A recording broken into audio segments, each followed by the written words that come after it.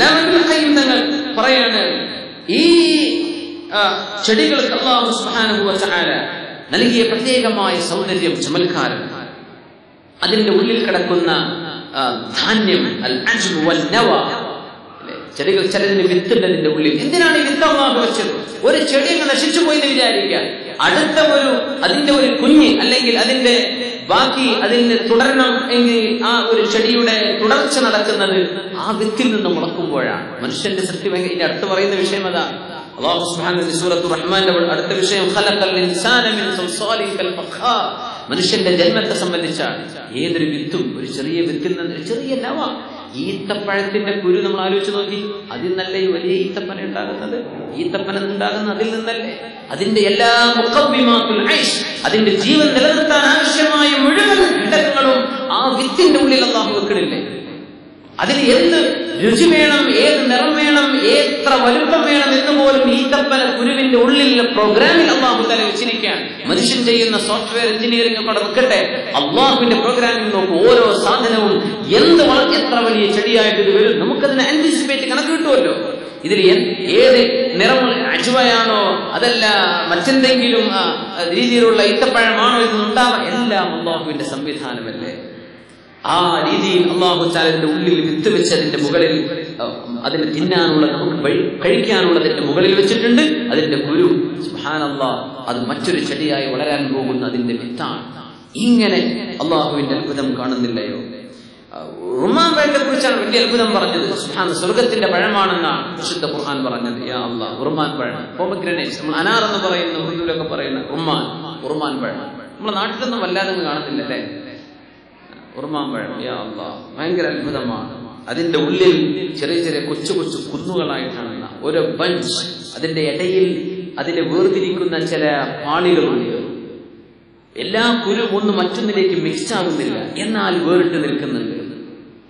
ഈ ഓരോന്നും അതിന്റെ തൊലിപ്പുറത്തേക്ക് ചെറിയ വേരുമായി ടാച്ച് ചെയ്തിരിക്കുകയാണ്. ആ വേരിലൂടെയാണ് ഈ ഒരു കൊലക്ക് ഒന്നിച്ചു കിട്ടുന്നത്. ഇതിനിപ്പുറത്ത് വേറെ ഓരോന്നിനും കൃത്യമായ അളവിൽ അടുക്കടുക്കി വെച്ചിരിക്കുകയാണ്. ഒരു ഗ്യാപ്പില്ലാതെ ഇതിനെ റാപ്പ് ചെയ്തിരിക്കുകയാണ് അതിന്റെ തൊലി കൊണ്ട്. ഉറുമാമ്പഴം നെക്കി വെക്കേണ്ട ആവശ്യമില്ല, നിന്നില്ലല്ലോ. അതിന് അത്രയും ടൈറ്റ് റാപ്പിംഗ്, അതിന് ശരിക്കും പൊതിഞ്ഞിരിക്കുകയാണ്. അതിന്റെ തൊലിയിൽ മരുന്നുണ്ട്. അതിന്റെ ഇടയിൽ കിടക്കുന്ന ഈ ചെറിയ പാടി ഉണക്കി പൊടിച്ചെടുത്തതിൽ മനുഷ്യർക്ക് ഔഷധമുണ്ട്. ഈ ഉറുമാമ്പഴത്തിന്റെ ആ ഒരു സൃഷ്ടിപ്പ് തന്നെ അത്ഭുതമല്ലേ?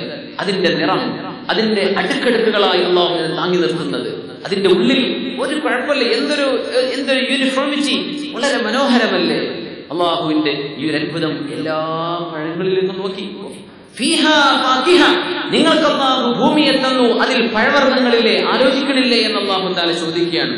യാ അല്ലാഹ്, വകഅയ്യിൻ മിൻ ആയത്തിൻ ഫിസ് സമാവാതി വൽ അർദ് യമറൂന അലൈഹാ വഹും അൻഹാ മുഅ്രിദൂൻ. ചിലരൊക്കെ പറയും, ഇതിലിപ്പോ എന്താ പത്ര ആലോചിക്കാൻ, ഇതിലൊന്നുമില്ലല്ലോ എന്ന് പറയുന്നവർ മനുഷ്യരിലുണ്ട്. സൂറത്തുൽ യൂസുഫിൽ അല്ലാഹു പറയാം, വകഅയ്യിൻ മിൻ ആയ, ഇങ്ങനെ എത്രയെത്ര ദൃഷ്ടാന്തങ്ങളാണ് ഫിസ് സമാവാതി വൽ അർദ്, ആകാശങ്ങളിലും ഭൂമിയിലും കിടക്കുന്നത്.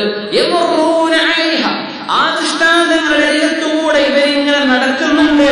വഹും അൻഹാ മുഅ്രിദൂൻ, ഞങ്ങളിത് കണ്ടിട്ടേ ഇല്ല എന്ന ഭാവത്തിൽ മനുഷ്യനെങ്ങനെ നടക്കണതാ, ആലോചിക്കുന്നില്ലല്ലോ. സുബ്ഹാനല്ലാഹ്. വൽഹബ്ബു ദുൽ അസ്ഫി വറൈഹാൻ, അല്ലാഹു തആല ധാന്യങ്ങളെ പടച്ചു. ദുൽ അസ്ഫ്, ധാന്യങ്ങളെ പൊതിഞ്ഞു വെച്ചിരിക്കുകയാണ്. ധാന്യത്തിന്റെ അവസ്ഥ എന്താ? ഒരു നെല്ലിന്റെ ഒരു വിത്ത് വിതച്ചാൽ അതിൽ നിന്നുണ്ടാകുന്ന കതിരുകളിൽ 100ഉം 200ഉം കാണും.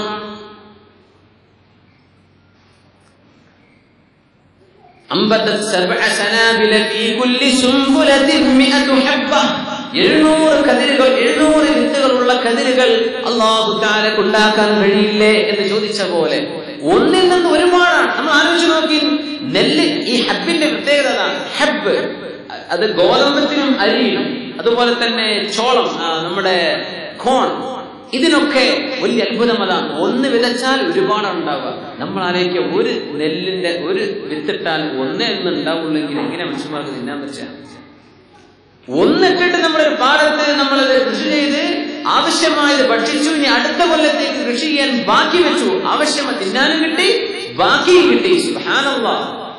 ഇത് വിത്തുകളുടെ പ്രത്യേകതയാണ്. ഹബ്ബ്, ഗോതമ്പ് അരിയുടെ പ്രത്യേകിച്ചും അതിനെ സംബന്ധിച്ചുള്ള ഒരു വലിയ അത്ഭുതമാണ്. കാരണം സ്റ്റോക്ക് ചെയ്യാനും പറ്റും, തിന്ന് കുറച്ചെടുത്താൽ മതി, അടുത്ത വർഷത്തേക്ക് ഒരുപാടായിട്ട് അത് കിട്ടും. ഇതൊക്കെ അല്ലാഹു ചെയ്യുന്ന അത്ഭുതമല്ലേ? അതിനല്ലാഹു ഒരു കവറിങ് കൊടുത്ത്. എന്തിന്? ഇത് സൂക്ഷിക്കപ്പെടേണ്ട ധാന്യമാണ്. ഗോതമ്പും അരിയും കാലങ്ങളോളം സൂക്ഷിക്കേണ്ടി വരും. കാരണം അത് കൃഷി നടന്നു കഴിഞ്ഞാൽ പിന്നെ അടുത്ത ഒരു സീസൺ വരുന്നവരെ ജനങ്ങൾക്ക് ഭക്ഷിക്കണം. അത് സ്റ്റോക്ക് ചെയ്ത് വെക്കണം.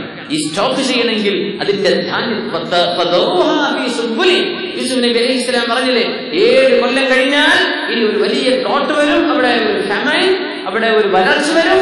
ആ വരൾച്ചക്കാലത്തേക്ക് നമ്മൾ ധാന്യത്തെ സൂക്ഷിക്കണം. എങ്ങനെ?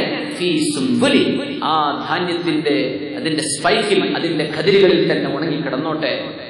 ഏറ്റവും ബെസ്റ്റ് അതിന്റെ സ്റ്റോറേജ് ഇങ്ങനെയാണ് ധാന്യങ്ങൾ. പക്ഷെ നമുക്കതിന് സൗകര്യമല്ല. നമ്മളതിന്റെ അരികളായിട്ട് എടുത്തിട്ട് ചാക്കുകളായിട്ട് ഗോഡൌണിൽ വെക്കുക.